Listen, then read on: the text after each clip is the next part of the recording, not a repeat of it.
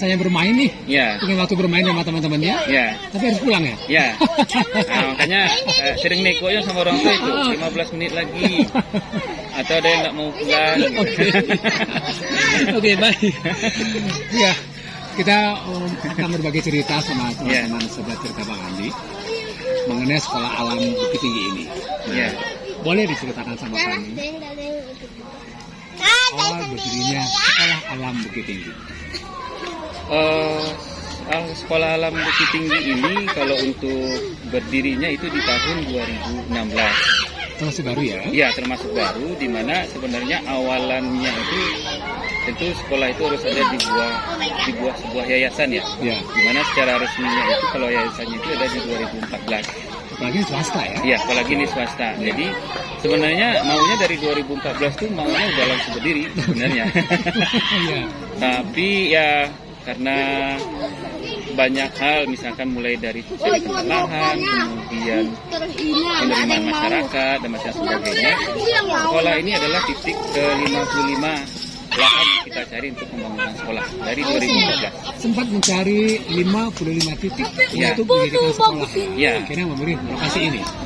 Inilah yang lokasinya intinya yang semuanya bisa menerima, baik dari masyarakatnya terutama ya. Kita kan tentu masyarakatnya yang mendukung itu yang kita utamakan. Iya. Jadi ini adalah titik ke-55 sekolah yang bisa dibilang yang dapat izin dalam segala hal. Bersyukur sekali berarti ya. Ya. Memang mungkin beberapa masyarakat atau Indonesia lah umumnya ya biasa dengan sekolah konvensional. Ya, benar. Sekolah ada gedung, cara mengajarnya dan lain-lain ya. Tapi ini sekolah alam. Apa sekolah alam? Pernah nggak ada pertanyaan itu dari orang tua atau calon orang tua yang akan memasukkan anaknya untuk bersekolah di sini? Itu adalah pertanyaan yang umum dan yang sering sekali yang ditanya siapapun itu. Apa sih sekolah alam? Iya.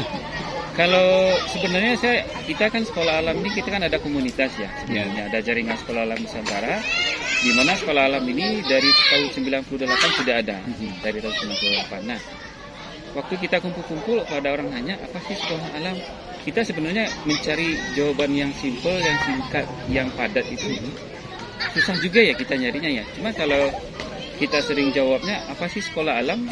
Kalau sekolah alam ya memang sekolah yang sama dengan sekolah yang pada umumnya gitu. Intinya dia punya ada gedung, dia ada punya murid, dia punya ada kelas sekolah seperti manajemen, dan dia punya kurikulum yang sama dengan sekolah pada umumnya. Nah tentu apa sih membuat beda gitu? Metodenya saja yang membuat kita berbeda. Pertama dari segi penampilan yang seperti ini gitu. Tujuannya adalah kita bagaimana membuat suasana ini nyaman. Bagaimana anak merasa nyaman di rumah, begitu juga dengan nyaman di sekolah. Suasana itu yang kita bangun. Bagaimana sekolah ini menjadi rumah kedua bagi anak-anak gitu. Jadi anak-anak pada saat berangkat dari rumah dia nggak ada beban, malahan dia makin semangat. Oh ya saya mau sekolah tapi nggak berasa sekolah. Itulah ibaratnya gitu. Gimana ya? Itulah namanya. Apakah itu salah satu indikator sekolah alam ini agar tidak ada beban dari anak-anak itu, sekolah tetap semangat dari sisi pakaiannya yang tidak seragam kan? Kalau sekolah lain kan seragam.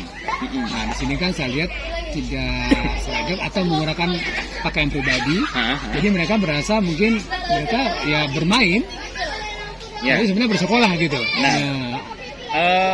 Ya itu tadi yang kenapa beda sekolah alam dengan sekolah lain, metodenya bukan hanya dari segi pengajaran tapi beberapa hal yang gimana ya, mungkin pada orang umumnya lihat itu aneh sih. Mulai dari dia tidak pakai seragam contohnya.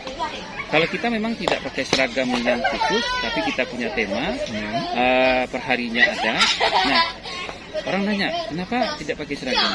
Nah, saya secara filosofinya ada yang saya putus, intinya yang kita di sekolah ini kita putus konsepnya gitu. Bukan konsep, tapi pola pikirnya yang pada umumnya yang orang-orang tahu. Yang tahunya seragam itu kan rata-rata kan punya setiap sekolah anak-anak punya bajunya cuma 1 atau 2 seragam. Nah, yang paling sering yang terjadi konflik adalah nanti antara orang tua dengan anak kalau seragamnya kotor. Itu pasti berantem. Orang tuanya marah. Nah, hal itu yang kita putus maksudnya gitu. Jadi konflik orang tua dengan anak, salah satunya kita putusnya di sana. Mengurangi konflik itu. Mengurangi konflik itu dulu gitu. Jadi ini bajumu kotor nih, gimana nih? Bajumu putih, gini gitu. Nah, jadi hal seperti itu anaknya jadi menakutkan. Oh iya, jadi takut main di sini. Salah satu yang membuat anak nggak semangat ke sekolah ya itu juga. Nah, itu yang satu.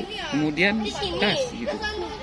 Kalau sekolah pada umumnya dia ada punya tas, isinya ada buku tema, buku ini macam sebagainya. Kalau anak-anak sekolah alam yang isinya adalah bekal sama pakaian ganti. Ya. Bukunya tinggal di sekolah. Jadi nggak perlu membawa tas berat-berat gitu dari rumah ya? Kalau di kita berpikirnya seperti ini, kan berat tuh. Ya. Anak-anak masa pertumbuhannya kan masa pertumbuhan tuh.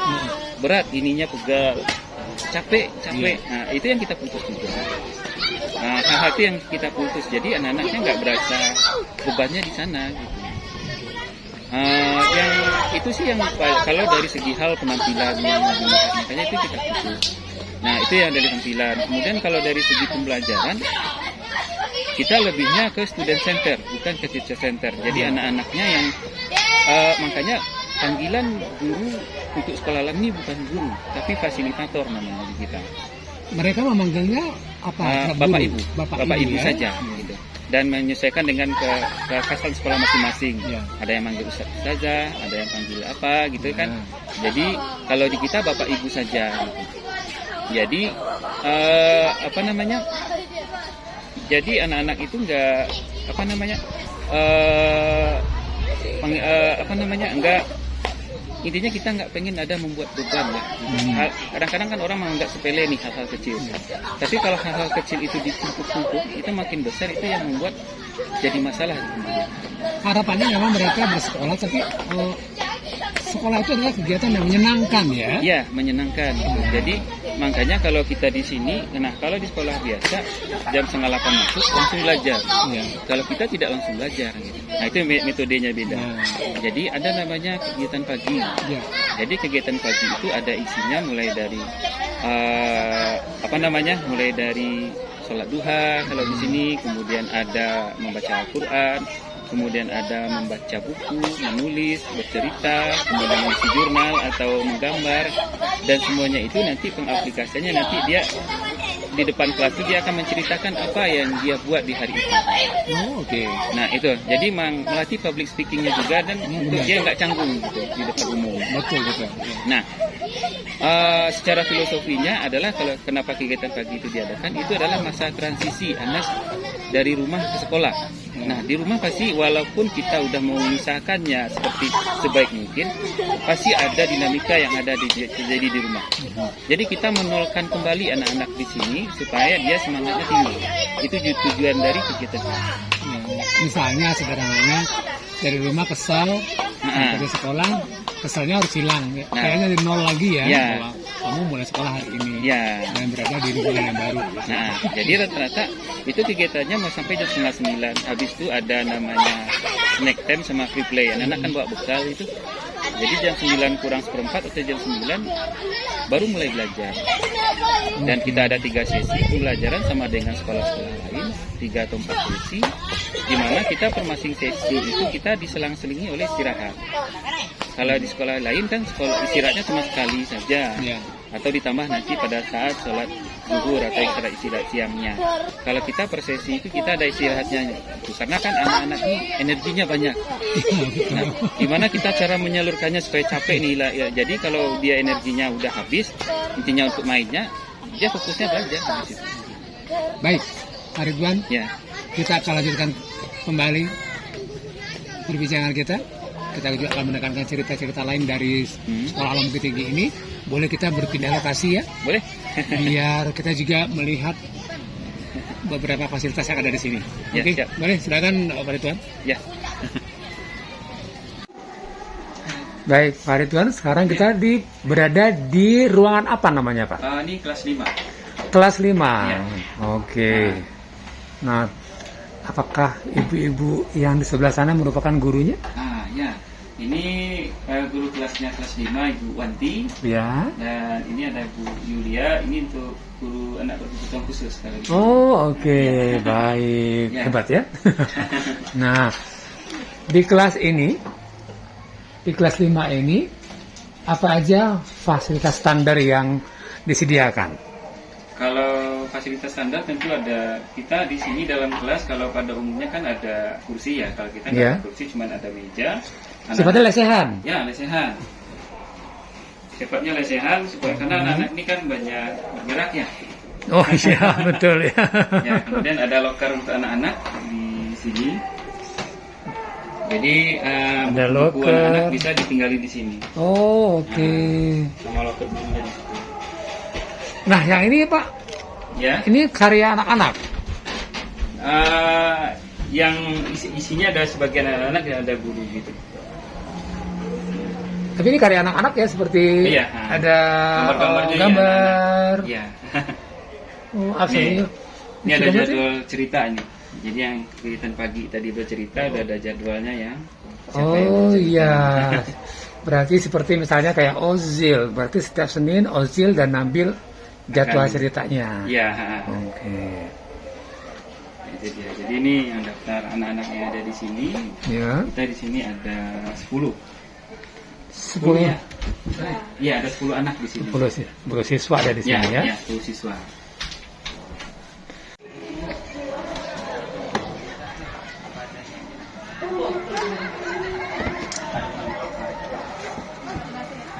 Nawaan.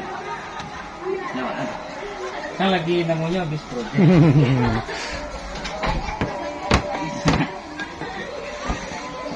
Nah, ini kelas berapa? Ini Oh, kelas kelas 6. 6. Kelas 6. Kebetulan kelas 6 baru habis selesaikan proyek Naraisiano. Oh, project. Lagi dalam tahap pengerjaan untuk persiapan Hari Bumi di tanggal 21 April. Iya. Berupa apa, Ibu, proyeknya? Oh, Giro Mangala. Dan bahan bakunya sendiri sama sekali tidak boleh yang dari bahan di luar atau yang rusak alam ya. Semuanya alami ya. Daur ulang ya. Oh, ada kelapa. Ada kertas semen juga. Iya. Ini siapa yang bikin karya ini? Kelas 6. Ada anaknya di sini? Ini kecil-kecil.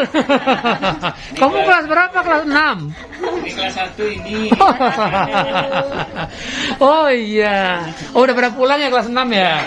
Ada program basurau juga. Ada Oh, program Basurau. Program Basurau itu selama Ramadan apa rutin? rutin setelah pulang sekolah. Setelah pulang sekolah. Kalau di luarnya kayak MDA gitu. Kalau di kita Basurau namanya. Oh, ya mau belajar ngaji lah ya. Belajar mengaji, belajar agama.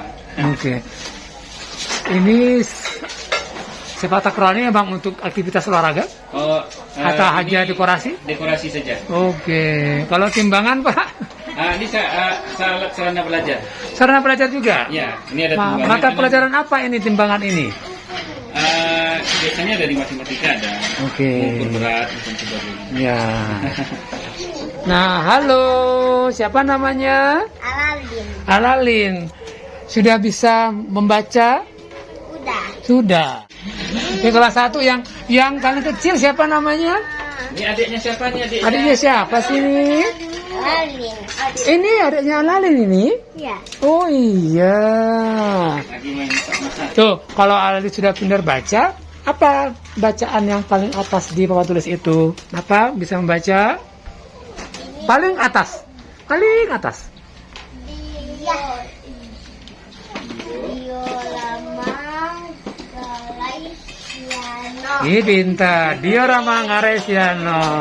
Terima kasih ya. Itu juga karya anak kelas 6 ya yang Iya, melukis ya. Itu melukis mewarnai. mewarnai. Iya. Oke.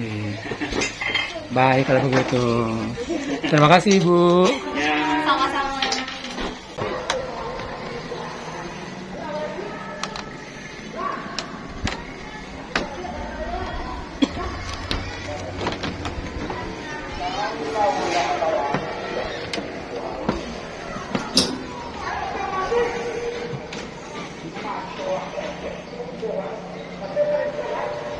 kelas, Ini kelas berapa, Pak? kalau ini kelas 2. Kelas 2 ya. Ini kelas 2, sebelahnya itu kelas 4. Enaknya udaranya segar. Lesehan. Lebih akrab sih sebenarnya kalau lesehan. Iya, Menyenangkan menurut saya sih ya. Ini karya anak-anak atau dekorasi saja? dekorasinya anak. Anak-anak semua. Oh, soalnya yang semua dari sini terpampang ini adalah karya anak-anak ya. Iya.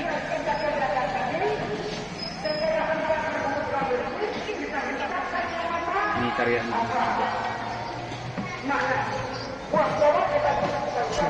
Ini Bu.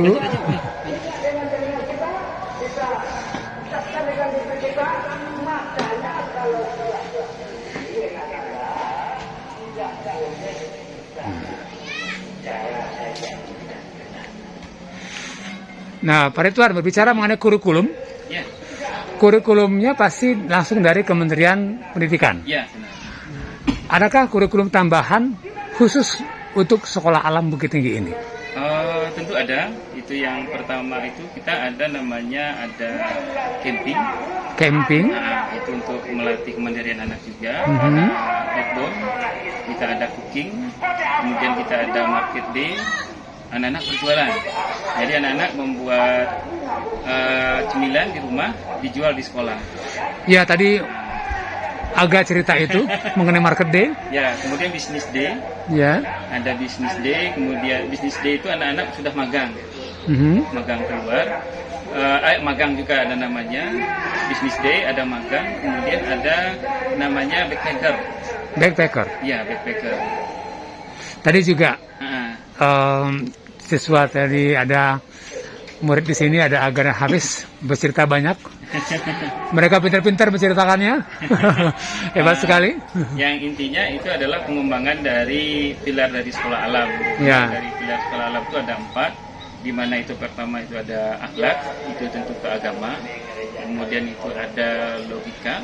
Nah, logika itu yang mulai dari kegiatan pagi itu melatih semua kecerdasan anak, public speaking dan sebagainya. Kemudian ada leadership. Ya. Leadership itu mulai dari outbound sama camping itu membentuk leadership anak. Kemudian yang keempat itu ada entrepreneurship. Nah, itu yang ada market day, business day, yang melatih anak-anak untuk berwirausaha. Iya, wah seru sekali ya aktivitasnya. Ya.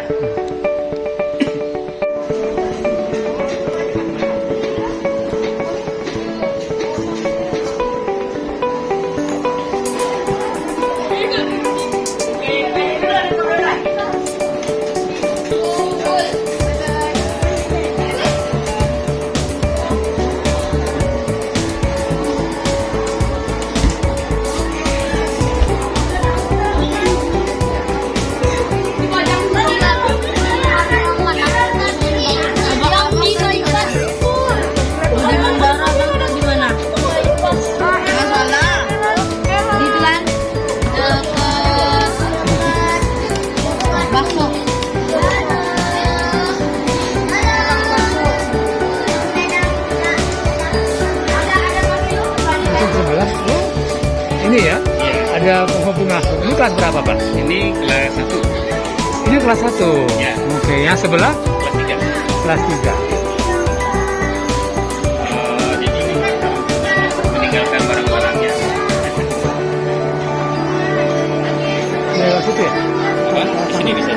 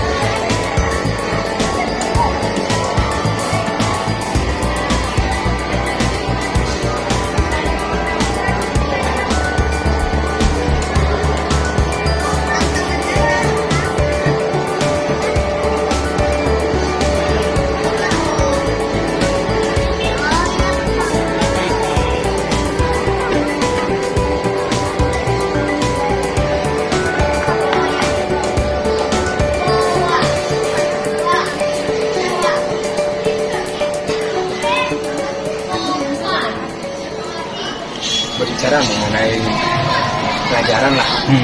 Ya. Nah, dari pilar tadi kan ada 4 tuh. Ya. Apakah setiap karya anak-anak ini wajib dipajang di dalam kelas? Dibilang wajib, kita menyebutnya adalah memberi penghargaan kepada anak-anak terhadap apa yang mereka telah buat gitu ya. Jadi dia ada membuat kisah, nanti kita pajang, atau dia membuat sebuah karya, nanti kita pajang, dan bahkan nanti kalau nanti masuk pada levelnya ke business day, karya mereka itu karya anak-anak ini akan dijual. Apa itu business day? Business day ini adalah salah satu dari kurikulum khas dari sekolah alam, di mana itu adanya cuma ada di kelas 5. Dari kelas 4 itu juga sudah ada, dari kelas 4 bisa.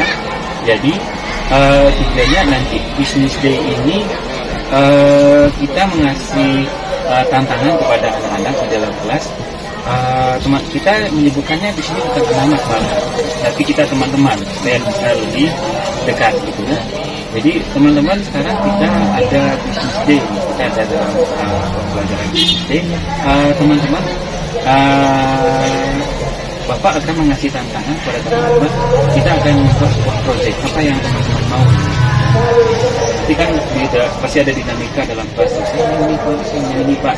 Nah, kita tampung semuanya, kita tulis, kita catat, kita tampung. Nah, nanti kita cari mana yang paling banyak suaranya, mana yang paling lucu. Kalau yang dulu itu salah satunya, kalau yang pernah dulu atau sebelum pandemi, akhirnya anak-anak itu membuat puding coklat, karena waktu itu lagi hit nih puding coklat di sini. Anak-anak kan nggak tahu cara membuat puding coklat bagaimana. Nanti kita kasih fasilitas HP atau laptop, nanti searching bahan-bahannya apa, nonton YouTube cara pembuatannya bagaimana, tahapan-tahapannya. Nah, nanti anak-anak itu akan mencatat gitu, ada tugasnya masing-masing. Nah, kalau udah selesai, gimana nih habis ini teman-teman? Kita beli bahan. Nah, tentu beli uang dan sebagainya. Nah, uang itu tentu dari sekolah yang akan memfasilitasi. Maksudnya uangnya modalnya itu akan untuk belajar mereka ya. Jadi sekolah yang akan meminjamkan kepada anak-anak itu dalam bahasanya. Jadi ini sekolah akan meminjamkan kepada anak-anak. Anak-anak akan memperkirakan, misalkan beli susunya berapa, beli coklatnya berapa dan sebagainya. Berdasarkan searchingkan di internet pada itu harga-harganya. Nah, secara garis kasarnya aja gitu. Nanti kalau sudah ada temu modalnya berapa kita kasih. Nah, guru-gurunya menuntun saja nanti ada yang masalah, ada yang nggak ketemu, nanti itu yang akan diluruskan oleh guru-gurunya. Nah, nanti baru ke pasar. Nah, ke pasar itu anak-anak juga yang belanja ke pasar. Ditemani oleh gurunya di dalam. Nah, di situ kan bagaimana dia berinteraksi, di mana dia jual beli, tawar menawar, macam sebagainya. Disitulah kemudian anak-anaknya di depan. Nah, nanti setelah kesini juga, setelah pulang, nanti anak-anak yang akan membuat puding coklat di sana. Nanti kalau setelah selesai, nah nanti kan modal yang kita beri ini kan mungkin ada lebih atau ada kurang. Nah, kalau ada kurang berarti atau lebih itu kembaliannya dikembalikan ke sekolah, atau misalkan dia simpan dulu, nanti dicatatkan dalam modal kebutuhannya gitu kan. Nanti misalkan dapat harga dasarnya 4.000 atau 3.000, dijual berapa? 5.000 saja. Nah, yang menentukan harga jual itu mereka atau masukan dari sekolah? Tentu kita lihat dulu situasi dalam kelas dulu. Kalau misalkan gurunya mengasih pancingan-pancingannya, tugas guru kan mengasih pancingan saja. Kalau disambut oleh anaknya, kalau kemarin itu yang puding coklat langsung bisa ditanggapi anak, saya maunya 5.000 gitu. Nah, mana 5.000? Ya ini misalnya anaknya, kamu modalnya udah 3.000 tuh gitu. Nggak apa-apa dong, kita nggak ada usulnya 40% atau berapa gitu. Ya, mulai dari awal, mulai dari kecil mereka sudah diajarkan untuk jiwa entrepreneurship ya. Nah, dari modal berapa, berapa margin sudah diajarkan, walaupun mereka mungkin masih dalam pemikirannya sederhana, berapa modalnya, berapa selisih ya, dan yang lain ya. Nah itu gimana cara awalnya itu yang dari market day namanya, salah satu dari kurikulum sekolah alam muda. Nah, market day itu dari kelas 1 ada. Nah, market day itu kan anak-anak membuat olahan makanan kecil gitu kan, atau dia membeli kalau bikin instannya gitu. Jadi orang tuanya pasti ngasih tahu ini harganya misalkan harganya 1.000, jual ke sekolah 2.000 saja. Nah, di situ kan anak-anak sudah dikasih latihan-latihan gimana nanti ujungnya di kelas 4, kelas 5 anak-anak itu udah bisa, pola pikirnya udah ada. Market day ini bergiliran yang sebagai peran penjual atau boleh jadi penjual. Itu ada kuotanya juga gitu. Jadi per kelas itu 2 orang per minggu. Iya, 2 orang per minggu. Kan bisa bergiliran jadinya. Jadi dia jadi penjual dan dia nanti juga jadi penjual juga. Ya, yang menjualnya murid-murid di sini, yang pangsa pasar itu ada murid juga, murid-murid di sini juga. sama guru-gurunya juga. Iya, tapi juga orang murid bapak yang hebat-hebat itu asisten juga agak menceritakan konsep ini ternyata seru banget ya. Kembali mengenai yang tadi bisnis nih ya. Iya. Nah, itu produk mereka ini contohnya seperti yang tadi diceritakan bahwa ada video coklat, dijual kemana? Nah, itu nanti kan itu biasanya itu kan mentornya kita datangkan dari luar gitu. Makanya tadi saya bilang ada landing maestro. Jadi kita datangkan orangnya ke sini buat ngasih tahu. Jadi pembuktiannya nanti di lapangan adalah nanti pengujiannya nanti di luar. Gitu. Nah, kebetulan itu di hari Minggu pagi itu ramai.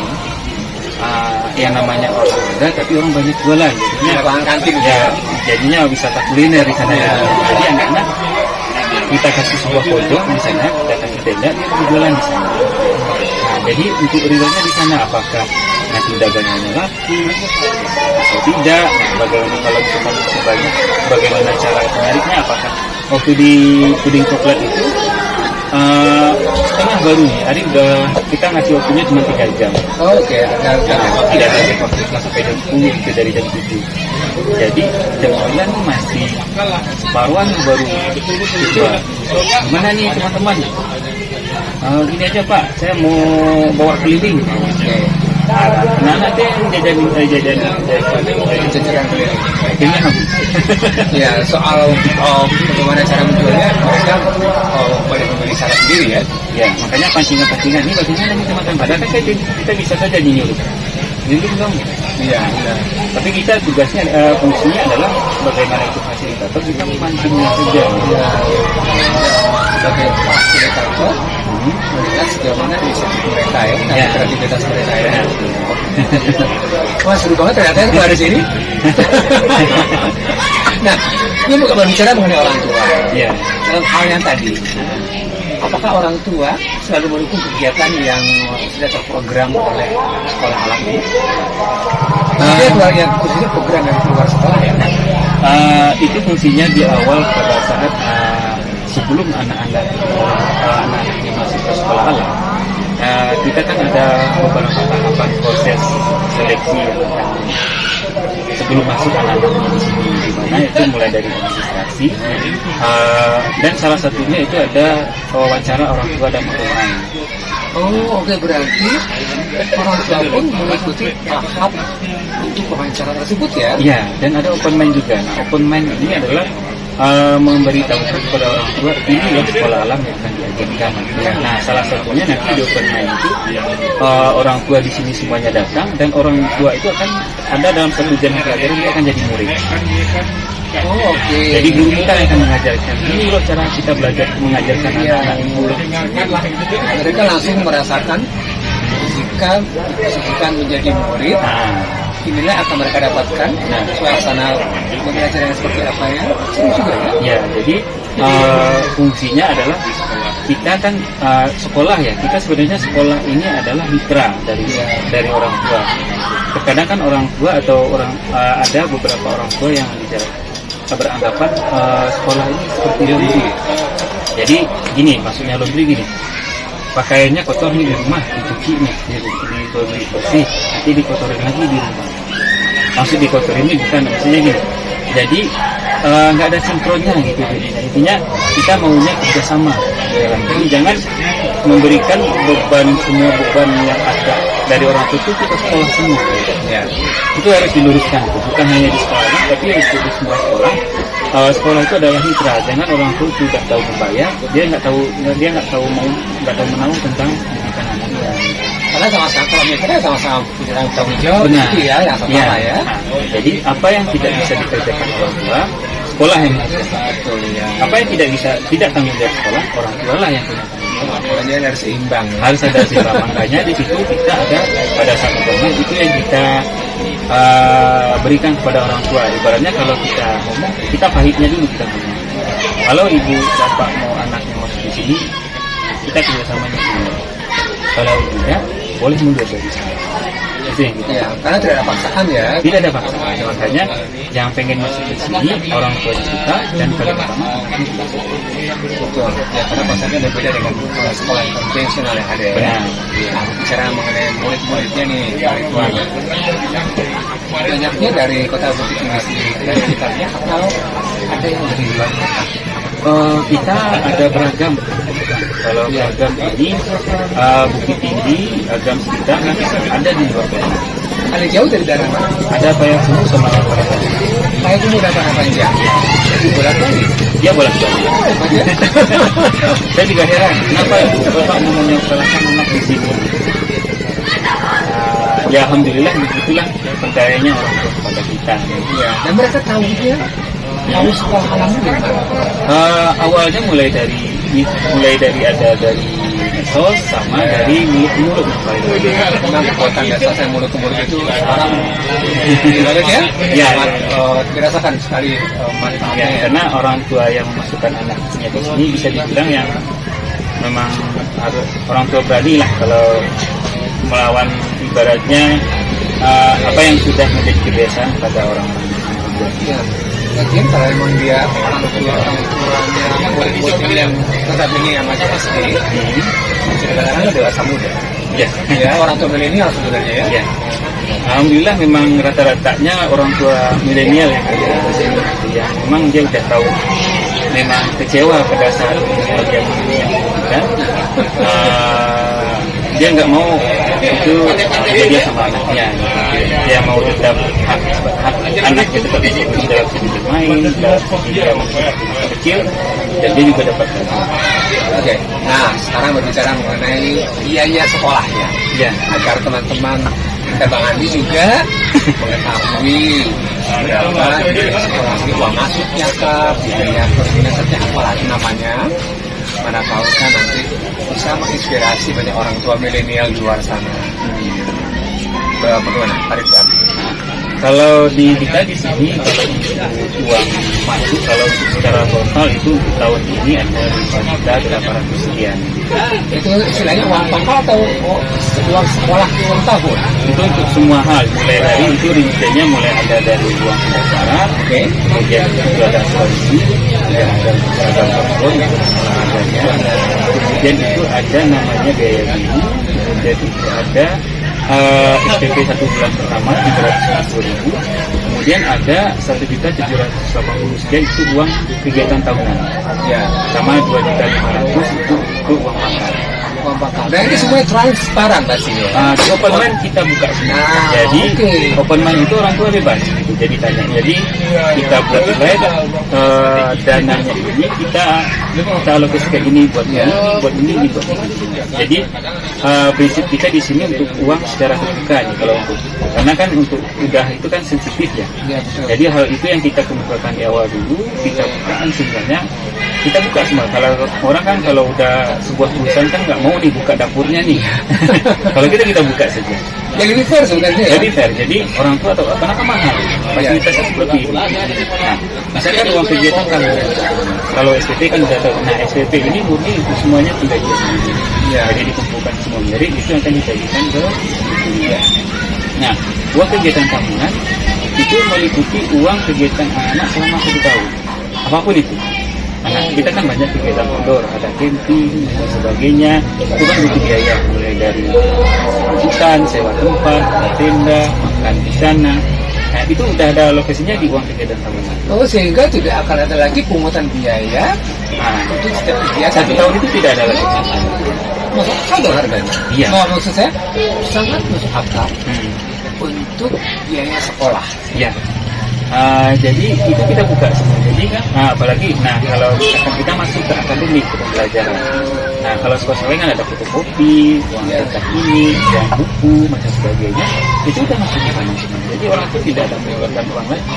Selama 1 tahun, pembayaran di awal, ya nggak usah mikir lagi setahun itu ya, Ya. saya kasarnya udah lunas. Benar, dan itu kita kasih kemudahan juga, itu ada bisa diangsur juga. Oh, bisa diangsur Iya. ya. Berapa kali? 3 kali kalau kita. 3 kali. Tuh, coba cerita Bang Andi. Bisa 3 kali. Dan itu juga kita bukan kita kan bisa menyesuaikan juga dengan keadaan orang tua yang kita terbuka, orang tua juga harus terbuka dengan kita menyampaikan kesulitannya bagaimana. Ya, pada saat wawancara tadi juga lah ya. Nah. Disitulah momennya untuk diceritakan kalau emang kondisi A, kondisi B, sehingga disitu ada kesepakatan ya. Secara klasikalnya open mic boleh tanya, nah secara individualnya secara wawancara, jadi rahasianya terjaga juga.